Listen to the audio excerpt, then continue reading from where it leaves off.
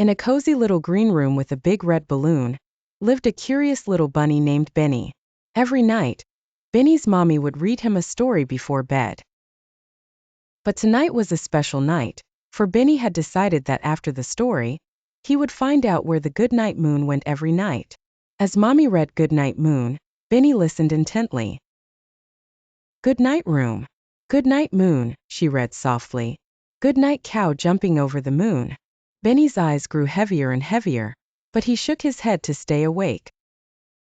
After the story, mommy tucked Benny in and kissed him on the forehead. Good night, Benny. Sweet dreams, she whispered as she turned off the light. Benny waited until he heard mommy's footsteps fade down the hall. He peeked out from under his covers and tiptoed to the window, looking at the glowing moon hanging in the night sky. Good night, moon, he whispered, but instead of going to sleep, he opened his window and climbed out into the cool night air. Benny hopped through the garden, past the big old oak tree, and over the wooden fence. He tiptoed through the tall grass, following the light of the moon. Where do you go every night, moon? He wondered aloud. Soon, Benny found himself in a magical forest where animals of all kinds were awake and bustling about. There were owls hooting, foxes darting through the bushes, and fireflies lighting up the path. Benny followed the moonlight until he reached a sparkling river. Across the river was a wise old turtle named Thornton.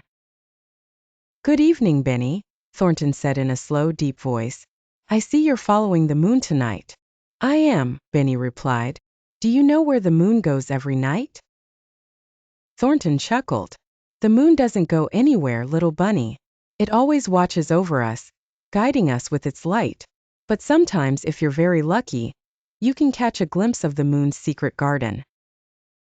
Intrigued, Benny asked how he could find the secret garden. Thornton pointed to a stone bridge across the river. Cross the bridge and follow the moonlight. Believe in the magic, and you will find it. Benny thanked Thornton and crossed the bridge.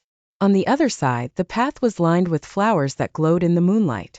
He followed the path until he reached a beautiful garden filled with flowers of every color, twinkling like stars. In the center of the garden stood the moon itself, radiant and glowing. Benny felt a sense of peace and wonder. Good night, moon, he whispered once more. As Benny marveled at the beauty of the garden, he felt his eyes getting heavy again. He found a soft patch of grass and lay down, looking up at the moon. Thank you for guiding me, he said before drifting off to sleep. In the morning, Benny woke up in his own bed, the morning sun shining through the window. Was it all a dream? He wondered. But when he looked at his windowsill, he found a glowing flower from the moon's secret garden. Benny smiled, knowing that magic was real and the moon would always guide him. And from that night on, Benny always said an extra special goodnight to the moon before drifting off to sleep, dreaming of magical adventures.